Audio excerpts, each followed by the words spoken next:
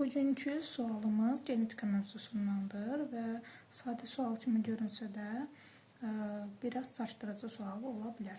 Ona görə də gəlin bu sualı aydınlaşdıraq.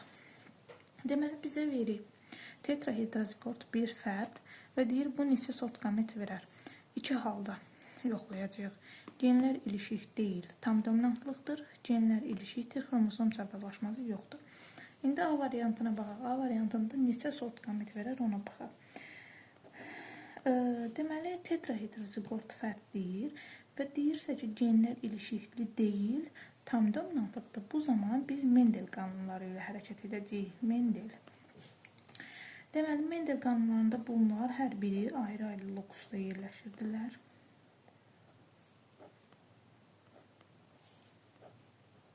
Kiçiksə, böyükdür, kiçikdir.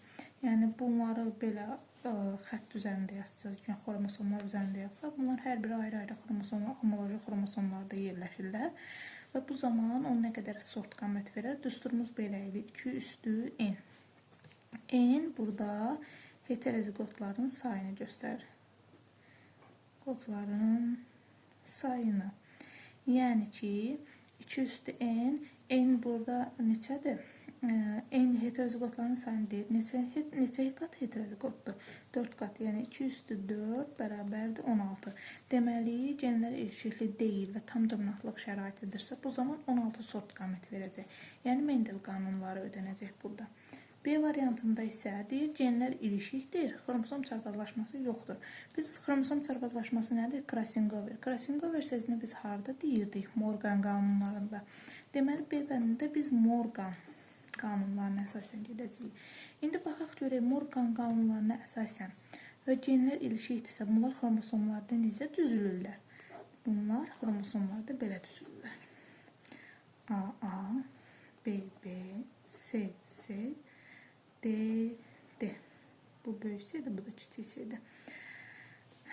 Gördünüzmü indi? Morgan qanunlarında biz genlər ilişikli idi deyirdik. Bir-birinə ilişikli sürətdə nəsl ötürülür deyirdik. Ona görə də onları eyni cüt homoloji xromosomların üzərində yerləşdiririk və böyük kiçik, yəni eyni lokusda, paralel lokusda böyük bir kiçik beynində, həmçinin böyük kiçiksə, böyük də kiçikdir. Və bu zaman o nə qədər qamət verər? Bunlar bir-biri ilə ilişikli olduğu üçün və bir-birinə ilişikli sürətdə qametlərə nəsl ötürüldüyü üçün bunlar 2 sort qamət verəcək.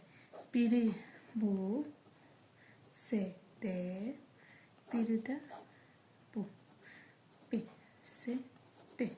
Çünki yəni bir-birinə ilişikli ötürülür də, bir-biri ilə sanki bağlarla bağlıdır, bir-birindən ayrıla bilmir. Ona görə də qamət verərkən elə bu hamısı birlikdə ötürüləcək, bu da hamısı birlikdə ötürüləcək. Və o zaman ki, genlər ilişiklidir və xromosom çarpazlaşması yoxdur. Xromosom çarpazlaşması baş verərsə artıq burada müəyyən homoloji xromosomların yer dəyişməsi baş verə bilər. Məsələn, böyük B ilə kiçik B-nin yer dəyişməsi, böyük C ilə kiçik C ilə və s. Deməli, B variantında da 2 sort qamət verəcək. Bu qədər.